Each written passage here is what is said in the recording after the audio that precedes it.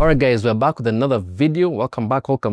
We're on a roll this time. So today we're going to be talking about how to remove reflections in interview style videos if your subject is sitting in front of like a big panel of windows and you're trying to figure out how to light them, but you know, windows are reflective, your light's big. So let's get into it.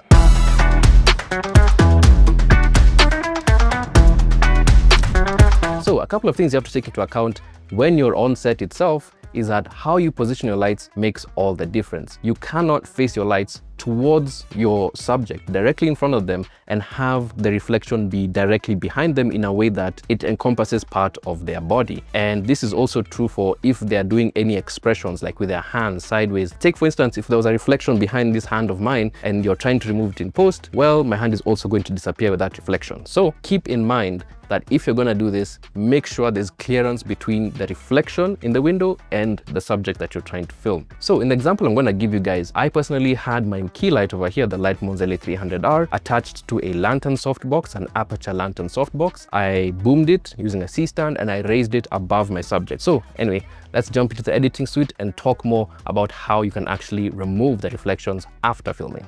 Okay guys, now we're here at the editing setup and we're going to be talking about how to take this reflection out. You can see the lantern softbox right there in the scene, but you can also see that it's raised out of the frame. If there was more height in this room, I would have actually raised it even further if that was possible, but we're going to take this as our example for now. First of all, I recommend fully editing your whole video and color grading and everything. And then now when you have this like sort of main track edit, you can come here and take a screenshot, just a regular JPEG, and you're just gonna save that wherever is convenient for you. Now you're gonna navigate to that folder and at the same time open Photoshop.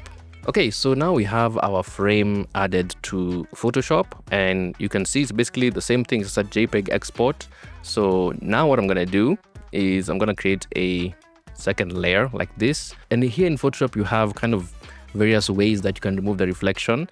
You can use a clone stamp tool, you can use a remove tool, you can use, you know, a selection and just use generative fill there. For me, the easiest way I find is just the remove tool. I just highlight the object with the remove tool and I just give it some time to work its magic. So just like that, it's removed the lantern reflection. So yeah, at that point I'm just gonna merge those layers and export this as just a JPEG really. Anyway, now we're going to hop back into Premiere and we're going to import this JPEG file onto our timeline and then do our masking. So from here, I'm just going to import our JPEG file and throw it onto our timeline. And you can see already, just by throwing it on the timeline, we've already gotten rid of our reflection. But a couple of things you might notice here. Number one, we just now have a static JPEG and there's no video playing. And number two, we're going to have a sort of different kind of color grade, a different rate of contrast, for instance, and that's because JPEG compression just eats into color information more than anything else. So we just want to mask that area. So what I usually do is I just come here to the effects tab.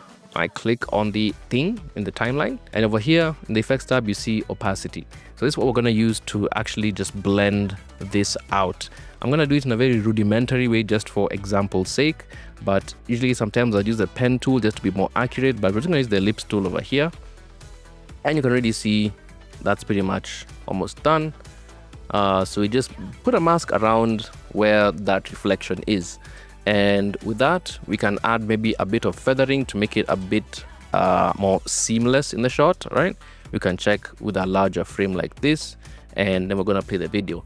Now, if you notice that it may be darker or brighter than the rest of the video, of course, you can make adjustments. You can come to Limetry, you can increase its exposure just for this reflection, or you can reduce its exposure. Now, this might be mandatory for certain aspects of the video because, like for me, we were recording for maybe 1.5 hours thereabout, and the day was sunny, cloudy. So in parts of a video like this one, the sun was much more out of the clouds than it was in the previous section. So if I bring the same mask, you'll notice it's now just leaving a dark circle over there. So what I can actually do is just increase the exposure to match that spot. Now, of course, doing this is brute forcing it a lot. And again, I said it's just a crude example. So the best way to actually do this is when you're looking for the point in the video to grab a still to then have a mask for. So that photo still that we grabbed, look for the point in the video that is the brightest. And this is mostly if you're shooting towards an outdoor scene. Make sure that that outdoor scene, at any point, if it's super bright, that's the frame that you're going to grab,